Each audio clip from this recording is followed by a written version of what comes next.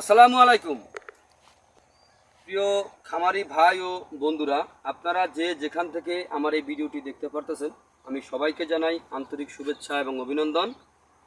আজকে একটা ঘাসের জমিতে আসলাম আপনাদেরকে দেখানোর জন্য। এই যে আমার পিছনে যে ঘাসটা দেখতে পারতেছেন, এই ঘাসটার নাম হচ্ছে আমেরিকান গুয়াতিমালা হাইব্রিড ঘাস। এই ঘাসটা খুবই ভালো উন্নত জাতের উন্নত মানের ঘাস। এটা উন্নত একটি রাষ্ট্রের ঘাস। এই ঘাসটা আপনার আমেরিকা থেকে আমাদের বাংলাদেশে এসেছে। তার মানে আমেরিকা কতটুকু উন্নত রাষ্ট্র তা তো আপনারা জানেনই, সকলেই জানেন। তো দেখেন, এই ঘাসটা পাতাগুলি অনেক বিশাল বড় হয়ে থাকে।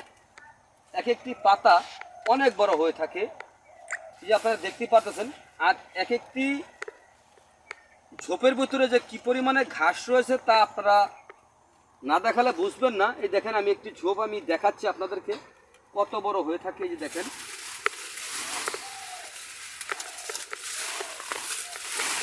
এই যে দেখেন, এখানে কিন্তু এই দেখেন, এখানে আর বাকি যেগুলো সম্পূর্ণ কিন্তু আমি ধরতে পারতেছি না, এত বড় ঝোপ। এগুলো কিন্তু সবই পাতা, শুধু পাতা আর পাতা।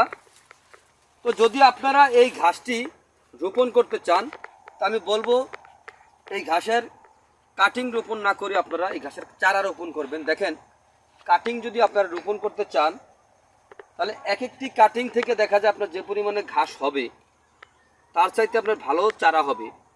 কারণ দেখা যায় এই ঘাসের কাটিং যদি আপনি 100 পিস কাটিং রোপণ করেন, 100 পিস কাটিং থেকে আপনার প্রায় 50 থেকে 60টা চারা আপনার কাটিং নষ্ট হয়ে যায়।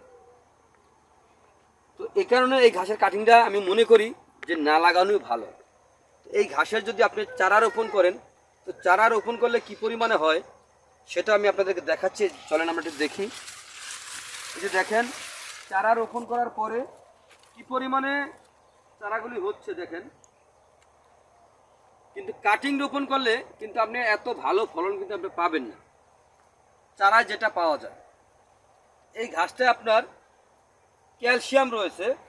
যেরকম আপনার অ্যালোভেরা থেকে যে আমরা শরবত খাই, যে অ্যালোভেরা থেকে যেরকম জেলের মতো আছে, এই ঘাসটা কিন্তু সেরকম জেলের মতো রয়েছে। ওটাই হচ্ছে ক্যালসিয়াম। তো ক্যালসিয়াম জনিত কিছু যদি আপনার রোগ বালাই কিন্তু হয়, যদি আপনি এই ক্যালসিয়াম জাতের এই ঘাসটা যদি আপনি গরু ছাগলকে খাওয়াতে পারেন, তাহলে আশা করি আপনার অন্ততপক্ষে ক্যালসিয়ামের অভাবে যে সকল রোগবালাই হয়ে থাকে সে সকল রোগ কিন্তু আপনার ইনশাআল্লাহ হবে না। কারণ হচ্ছে এই ঘাস, এটা হচ্ছে আপনার আল্লাহর দেয়া প্রকৃতিকের একটি ঘাস। এই ঘাসটা কিন্তু এটার ভিতরে কিন্তু আপনার কোনো কোনো কোনো প্রকার সাইড এফেক্ট কোনো কিছু নাই। যেমন এটা খাইলে, এটা গরু অথবা ছাগলকে খাওয়ালে এটা সমস্যা হবে, কিন্তু এগুলা খাওয়ালে কোনো সমস্যা নেই। এটা হচ্ছে আপনার আল্লাহর দেয়া একটি নিয়ামত গরু ছাগলের জন্য। তো আপনারা যদি এরকম ঘাস যদি চাষ করতে চান, তাহলে আমার স্ক্রিনে দেওয়া নাম্বারে যোগাযোগ করবেন। আমরা এই ঘাসের চারাও নিতে পারবেন, আপনি কাটিংও নিতে পারবেন, সেটা ডিসাইড করবেন আপনি, কারণ রোপণ করবেন আপনি। তো চারা ও কাটিংয়ের জন্য আমার স্ক্রিনে দেওয়া নাম্বারে যোগাযোগ করবেন। তো যদি আপনাদের কাছে আমার এই ভিডিওটি ভালো লেগে থাকে, তাহলে আমার চ্যানেলটিকে সাবস্ক্রাইব করবেন, বেশি বেশি করে শেয়ার করবেন। তো আপনারা সকলে ভালো থাকবেন, সুস্থ থাকবেন। আল্লাহ হাফেজ।